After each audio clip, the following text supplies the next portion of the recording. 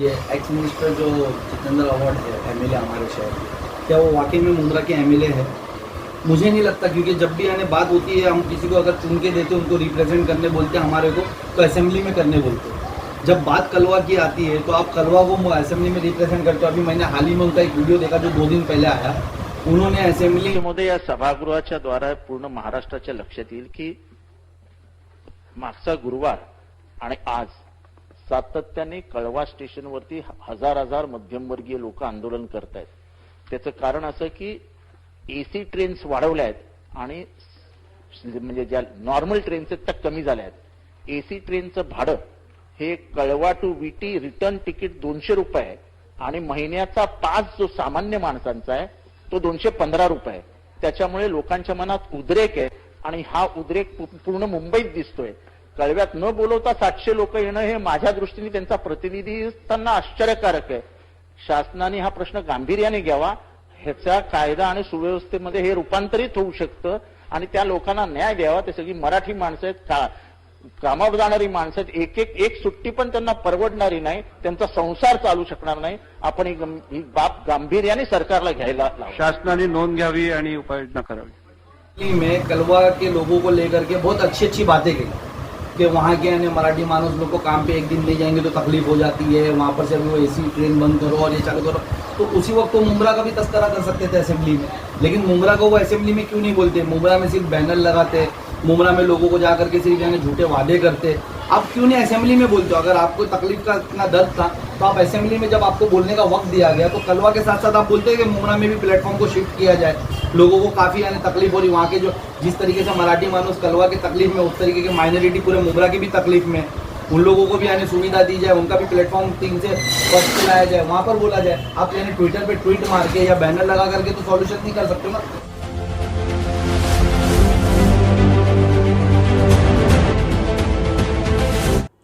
जय हिंद दोस्तों, मैं सनम फर्नीस, आप देख रहे हैं मास्टर टुडे न्यूज में सभी का स्वागत है। एमआईएम के कलवा मुंब्रा अध्यक्ष सैफ पठान ने आज पत्रकारों को अपने कार्यालय पर बुलाया था।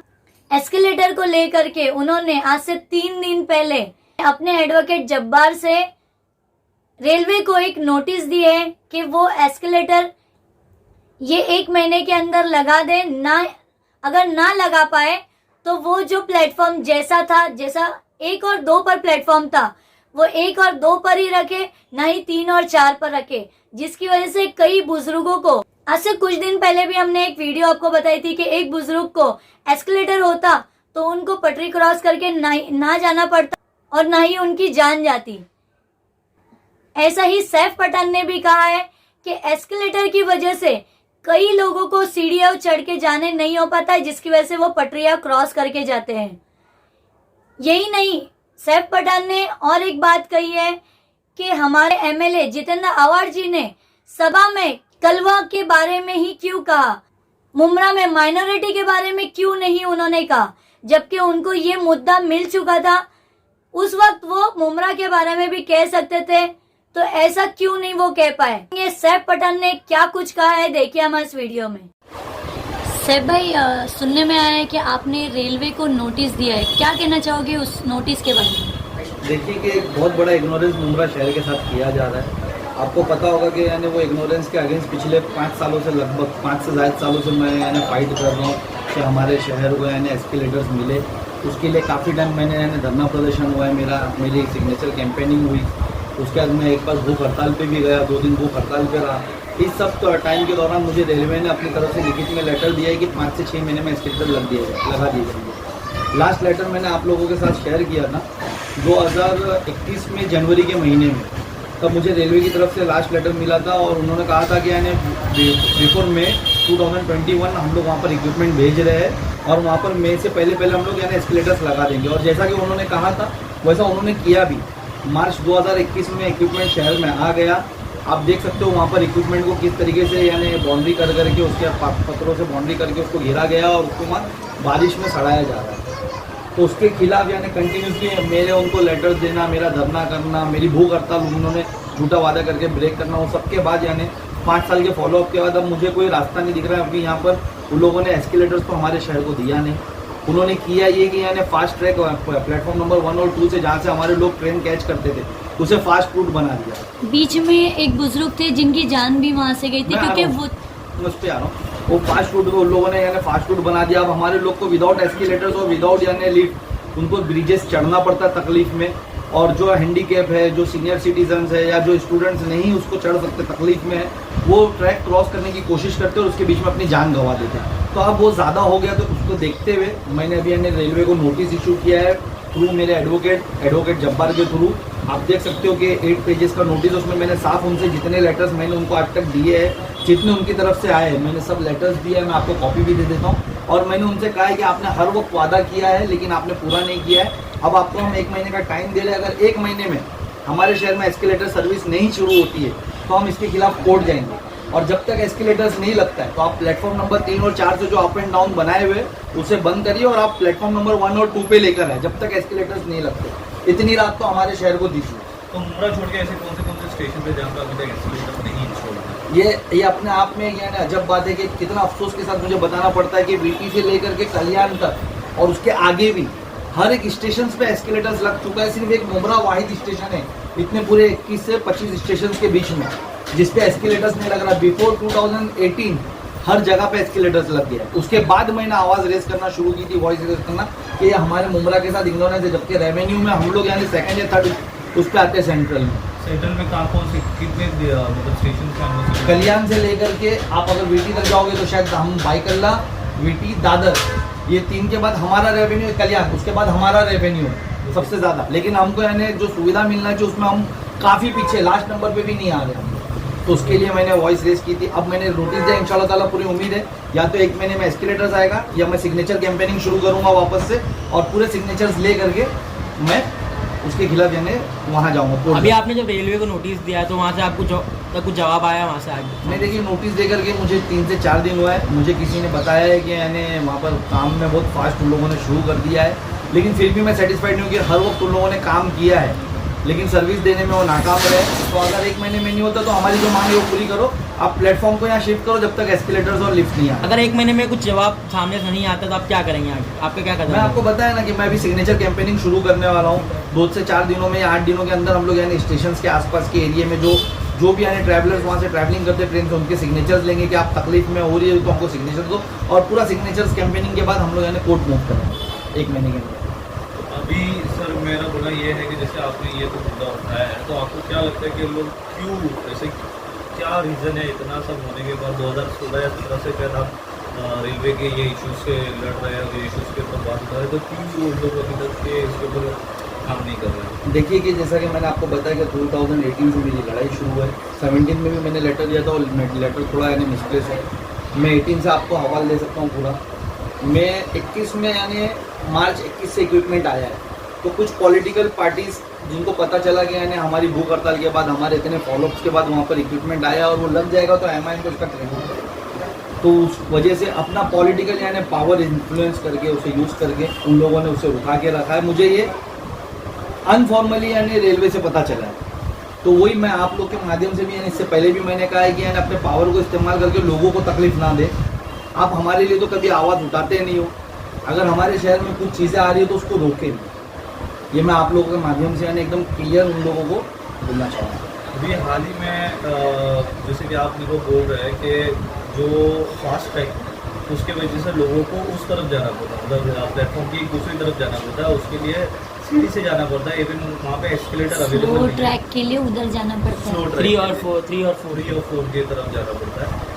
मेरा बोला ये है सर कि अभी हाल ही में मैंने देखा था कि एक्स मिनिस्टर जितेंद्र आवाड का एक पोस्ट आया था मेरे ख्याल से, और उन्होंने बोला था कि बहुत जल्दी यही मुद्दे पे उन्होंने बात की कि बहुत जल्दी इसका सोल्यूशन निकलना चाहिए कि स्लो ट्रैक पे ट्रेन आनी चाहिए जहाँ पे वो प्लेटफॉर्म नंबर 2 जो पहले जो जहाँ पे ट्रेन आती थी वहीं पे आना चाहिए, उसके लोगों को तकलीफ होगी। उस पर आप क्या कहेंगे? देखिए कि ये एक्स मिनिस्टर जो जितेंद्र आवाड है MLA हमारे शहर, क्या वो वाकई में मुंद्रा के MLA है? मुझे नहीं लगता, क्योंकि जब भी यानी बात होती है हम किसी को अगर चुन के देते उनको रिप्रेजेंट करने बोलते हैं हमारे को तो असेंबली में करने बोलते हैं। जब बात कलवा की आती है तो आप कलवा को असेंबली में रिप्रेजेंट करते हो। अभी मैंने हाल ही में उनका एक वीडियो देखा जो 2 दिन पहले आया। उन्होंने असेंबली में कलवा के लोगों को लेकर के बहुत अच्छी बातें कही कि वहाँ के यानी मराठी मानुस लोग को काम पे एक दिन ले जाएंगे तो तकलीफ हो जाती है, वहाँ पर से अभी वो एसी ट्रेन बंद करो और ये चालू करो। तो उसी वक्त वो मुमरा का भी तस्करा कर सकते थे असेंबली में, लेकिन मुमरा को वो असेंबली में क्यों नहीं बोलते? मुमरा में सिर्फ बैनर लगाते, मुमरा में लोगों को जा करके सिर्फ यानी झूठे वादे करते।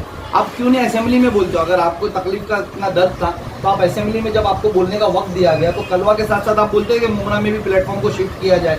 लोगों को काफ़ी यानी तकलीफ हो रही, वहाँ के जो जिस तरीके से मराठी मानुस कलवा की तकलीफ में, उस तरीके की माइनॉरिटी पूरे मुमरा की भी तकलीफ में, उन लोगों को भी यानी सुविधा दी जाए, उनका भी प्लेटफॉर्म 3 से 5 पे लाया जाए, वहाँ पर बोला जाए। आप यानी ट्विटर पे ट्वीट मार के या बैनर लगा करके तो सॉल्यूशन नहीं कर सकते ना। आपको पब्लिक ने ट्वीट मारने और इससे सॉल्यूशन निकालने, उसके साथ साथ एक और मुद्दा है। यहाँ पर आप अगर आए होंगे मेरे ऑफिस पे तो आपने रास्ते भर में देखा होगा कि उन्होंने एक बड़े बड़े बैनर लगाए कि मैं यानी जब तक जिंदा हूँ एक बिल्डिंग नहीं गिरने दूंगा। तो उसी वक्त जब आपको असेंबली में बोला गया, बोलने का मौका दिया गया, तो जितने घरों को नोटिस आया रेलवे की तरफ से, आप वो भी स्टेट की नज़र में ला सकते थे। अगर आप वाकई में भरना चाहते थे हमारे शहर का, हमारे जो भाइयों को यानी नोटिस आया उनका, तो आप उनको नोटिस को यानी ला सकते थे स्टेट की उसमें। लेकिन आपने उनका भी जिक्र नहीं किया कि रेलवे की तरफ से अराउंड कुछ 5000 घरों को नोटिस आया है, उनके लिए यानी कुछ स्टेट पॉलिसीज बनाए और मेरे इतने लोगों को यानी घरों से बेघर ना किया जाए, रिहेबिलिटेशन दिया जाए, या तो उनको वहाँ पर ही बसाया जाए, क्योंकि अब रेलवे यहाँ से तो ट्रैक बना नहीं सकती। रेलवे ने ऑलरेडी ट्रैक अपना वहाँ से बाईपास कर लिया है। तो आपने ये मुद्दों पे वहाँ क्यों नहीं बोला? तो मुझे ऐसा लगता है कि कहीं ना कहीं पार्शियलिटी होती है। जब कलवा की बात आती है तो साहब को बोलना आता है मुंह के अंदर, यानी असेंबली के अंदर, और जब मुमरा की बात आती है तो शायद वो बोलना भूल जाते और हमको बताते। मैं आपके माध्यम से उनको बताना चाहता हूँ कि तुम सिर्फ कलवा के एमएलए नहीं हो, तुमको मुमरा के लोगों ने भी जब वोट दिया था तो ये सोच के दिया था कि आप हमारी भी तकलीफों को वहाँ रिप्रेजेंट करोगे, हमारे रिप्रेजेंटेटिव होगे, वहाँ बोलोगे। आप यहाँ पर सिर्फ बैनर की राजनीति करके ये 5000 घरों को जो नोटिस है, आज वो आपके भरोसे बैठे हुए थे, आपने उनको वादे किए कि मैं बिल्डिंग नहीं दूंगा, तो आपने असेंबली में क्यों नहीं उनके लिए आवाज़ उठाई? अगर आप वहाँ आवाज़ उठाते, वहाँ मिनट में दर्ज होता, वहाँ स्टेट की नज़र में आ जाती बात। स्टेट कुछ तो पॉलिसी तैयार करता है इन घरों के लिए, आपने वहाँ क्यों नहीं आवाज़ बढ़ाई? यहाँ बैनर की हमको ज़रूरत नहीं, आपको वहाँ आवाज़ उठाना चाहिए था। कलवा के लिए आपने बोला ठीक है, कलवा के लोगों को राहत मिली, लेकिन इसके लिए क्या? ओके, तो और इवन दो मुमरा सबसे ज़्यादा रेवेन्यू भी जनरेट करता है, इवन दूसरे स्टेशन से ज़्यादा, या दूसरे टैक्स की भी बात करें तो मुमरा से ज़्यादा रेवेन्यू जनरेट करता है। चलो ठीक है, ये बात तो हो गई सर। तो इसका एकदम फाइनल सॉल्यूशन क्या है सर? बहुत सालों से आप भी लड़ रहे हैं, लेकिन फिर भी आज तक के एस्केलेटर तो लगा नहीं है, तो अभी क्या आप आगे करने वाले हैं? उसका फाइनल सॉल्यूशन क्या होने वाला है? देखिए कि मैं आपको ये बताना चाहता हूँ ना कि अभी आपने देखा होगा मैं पिछले 5 साल से इसके लिए फाइट कर रहा हूँ और अब उसका सॉल्यूशन एंड पे है और वो जल्दी लगने वाला है। ठीक है, बहुत से लोग अभी यानी बहुत सी पॉलिटिकल पार्टी हो जो इलेक्शन के टाइम पे इनको सबको याद आ जाती है, जो बैनरिंग लग रही है, जो अभी आपने कहा कि ट्विटर पे ट्वीट मारे जा रहे हैं, सब इलेक्शन के लिए। ये आफ्टर इलेक्शन शायद ये याद भी नहीं रखेंगे और मेरा फॉलोअप पूरे 5 साल होगा। मैं अभी भी आपसे कह रहा हूँ कि इसका इंशाल्लाह हल अगर ये लगा दिए तो ठीक 1 महीने के अंदर, नहीं तो मैं कोर्ट मूव करूँगा। फिर चाहे सामने मेरे लोगों के लिए मुझे यानी कुछ भी तकलीफ उठानी पड़े, जो मैं माजी में भी उठा के मेरे लोगों के लिए, वो मैं उठाने तैयार हूँ। मैं कोर्ट जाऊँगा, अगर उन पलट में उन लोग मेरे साथ जो भी करना चाहे कर सकते, लेकिन इंसाफ की लड़ाई लड़ने के लिए मैं कोर्ट जाऊँगा और हमारे लोगों को इंसाफ दिला के रहूँगा। तो ये लगता है कि इलेक्शन से पहले एक्सीलेटर लग जाएगा? इंशाल्लाह ताला पूरी उम्मीद है कि इलेक्शन से पहले लग जाए। तो क्या जवाब क्या आता है आपको वहाँ से? अभी देखिए मैं कोर्ट मैंने अभी नोटिस दिया, इंशाल्लाह ताला मैं बहुत जल्दी कोर्ट मूव करूँगा वहाँ से। और मुझे पूरी उम्मीद है कि इतने लेटर्स के बेसिस पे और इतने बड़े यानी निगलेजेंस के अंडर कुछ तो हमारे फेवर में आएगा वहाँ से। सर भाई, आप हमारे गृह निर्माण मंत्री जितेंद्र आवाड़ जी के ऊपर खुलेआम आप इल्ज़ाम लगा रहे हो कि वो मुमरा के लिए नहीं बोलते हैं, सिर्फ कलवा के लिए बोलते हैं। क्यों ऐसा आप जितेंद्र आवाड़ जी के बारे में कह रहे हैं? देखिए मैं इल्ज़ाम नहीं लगा रहा हूँ, आप तो मुझे बताएं कि अगर आप खुद कहते हैं कि मैं 3.5 लाख लोगों को रिप्रेजेंट करता हूँ, तो 3.5 लाख में से 2.25 लाख लोग तो मुमरा के, 2.25 लाख कलवा के। जब मुमरा की सुविधा के ऊपर बात करने की आती तो आप असेंबली में कब बोलते हो? आपने टोरेंट के टाइम पे भी असेंबली में नहीं बोला, बाहर आवाज़ है। अभी रेलवे के टाइम पे जब 5000 घरों को नोटिस है, जब रेलवे से लोग परेशान है, प्लेटफॉर्म यहाँ शिफ्ट कर दिए गए, एस्केलेटर्स नहीं है, लोगों को दिक्कत हो रही, लोगों की जान जा रही, तब भी आप असेंबली में मुमरा को कब रिप्रेजेंट करोगे? आप मुझे 10 सालों में बताओ कि उन्होंने मुमरा को कब रिप्रेजेंट करा असेंबली में? मैं इल्ज़ाम नहीं लगा रहा, मैं सच बोल रहा हूँ। ये इलेक्शन के लिए कैंपेनिंग करना या आके बैनर लगाकर लोगों को बताना या आप लोग यहाँ लोगों के बीच में जाकर के भाषण करना, इसके लिए आपको चुन के नहीं दिया। आपको चुन के इसके लिए देखिए आप हमारे रिप्रेजेंटेटिव बनो और असेंबली में हमारी तकलीफ को बोलो। जो एक देखिए, जब भी कोई एमएलए अपनी कॉन्स्टिट्यूएंसी के लिए अगर असेंबली में बात करता है तो वो बात मिनट्स में दर्ज होती है, वो स्टेट की नॉलेज में आता है। मुझे वही तकलीफ है कि यहाँ पर 5000 से ज़्यादा घरों को नोटिस आ चुके हैं, लेकिन साहब अभी भी यानी कलवा के लिए बोल रहे, सिर्फ मुमरा के लिए नहीं बोल रहे। क्यों नहीं बोल रहे? आप यहाँ पर बैनर लगाए हो ना, कि मैं जब तक जिंदा नहीं वो नहीं दूंगा, तो बैनर से क्या आप बचा लोगे? आप रिटर्न में लो ना वहां पर। आप असेंबली में सेशन चालू, आपका मानसून सेशन चालू है, लेकिन आप मुमरा के लिए नहीं बोल रहे हो। तो मैं इल्जाम नहीं, मैं बता रहा हूँ कि इनके दिल में क्या है, पता करिए कौन सी सोच के तहत चलते कि मुमरा को सिर्फ यहाँ पर बैनरबाजी और लेटरबाजी दिखाना है। यानी यहाँ पर आपको करना क्या है, हमको बताना पड़े तो हमको बहुत अफसोस की बात है कि आपको समझता ही नहीं। मैं आपको वापस से क्लियर कर रहा हूँ, आपके वीडियो के माध्यम के थ्रू मैं बता रहा हूँ कि ये जो 5000 घरों को नोटिस आया है, जो रेलवे की तकलीफ यहाँ पर है ना, ये साहब को है ना असेंबली में उठाना चाहिए था। इन्होंने असेंबली में नहीं उठा करके बताया कि कहीं ना कहीं कुछ तो लोगों के दिल में बेहतर। और इलेक्शन पीरियड में मेरे को बताओ ना कि तकलीफें जो भी आ रही है आज हमारे शहर पे, मैं इल्जाम नहीं लगा रहा, मुझे आप बताओ वो इलेक्शन के पीरियड में क्यों आती? रेलवे से घरों को नोटिस इलेक्शन के पीरियड में, लाइट का कम ज़्यादा है ना होना जाना है ना, लाइट बंद होना, अभी देखो कितनी लोड शेडिंग हो रही मुमरा में इलेक्शन पीरियड में। पानी का एरिया में पावर कम ज़्यादा खुलना ज़्यादा होना इलेक्शन पीरियड में।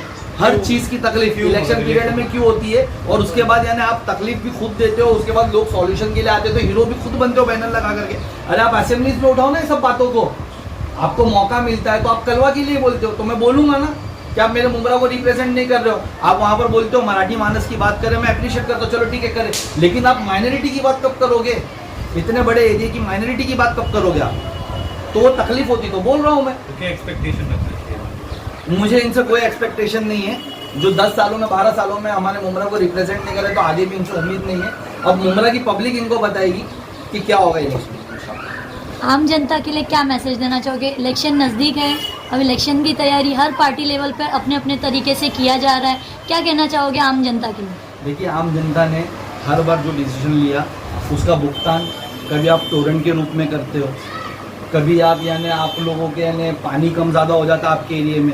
आप देख रहे हो आज रोडों की हालत देख रहे हो आप कि रोड पे से यानी लोग चल नहीं सकते।